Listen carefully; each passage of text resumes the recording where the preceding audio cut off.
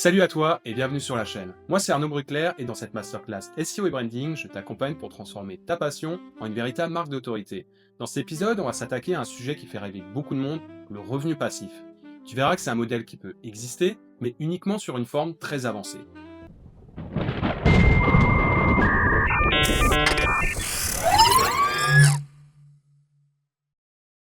On a tous déjà vu une vidéo un jour qui promettait de gagner 10 000 € par mois en travaillant seulement 2 heures par jour depuis son téléphone. C'est un fantasme qui attire beaucoup, surtout chez ceux qui cherchent à fuir un travail qu'ils n'aiment pas vraiment. Cette idée a été popularisée dans le monde du web, notamment avec le livre La semaine de 4 heures de Tim Ferriss. Mais soyons honnêtes, Tim Ferriss lui-même n'a jamais travaillé que 4 heures par semaine. Et son succès repose avant tout sur une rigueur et une charge mentale très forte. La vérité, c'est qu'il y a toujours un travail massif en amont. Construire un site, créer du contenu, faire du SEO, développer un produit ou un SaaS, tout ça demande des mois, voire des années d'efforts. Et même après le lancement, il y a toujours de la maintenance, des mises à jour, du support client, du marketing et du commercial.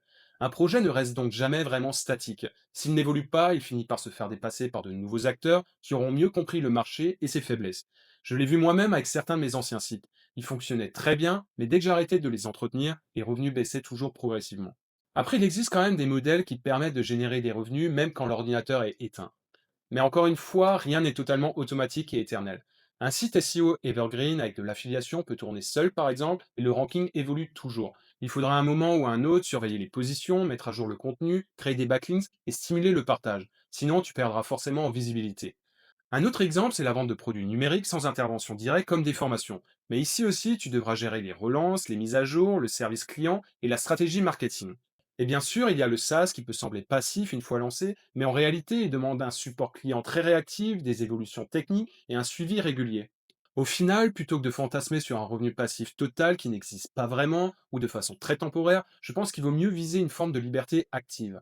La liberté active, c'est organiser son projet pour se libérer du temps, des contraintes et gagner en sérénité. C'est structurer ton business de manière à ne pas être esclave de ton propre système. Et pour ça, la solution la plus efficace, ce n'est pas la technique, mais plutôt l'humain. Former, motiver, déléguer à des personnes de confiance. Construire une équipe solide capable de faire tourner le business, même quand tu n'es pas là. Mais ça demande du temps et d'avoir du budget. Et pour avoir ces ressources, il faut d'abord construire une première base rentable, durable et solide. Le revenu passif est donc toujours le résultat d'un travail actif très intense au départ. C'est tout pour cet épisode, j'espère qu'il t'a plu. Si c'est le cas, pense à mettre un like et à t'abonner à la chaîne pour soutenir la masterclass. Et si tu veux retrouver cet épisode avec des bonus supplémentaires, tu peux te rendre sur mon site internet, le lien se trouve dans la description. Je te donne rendez-vous dans le prochain épisode, à très vite.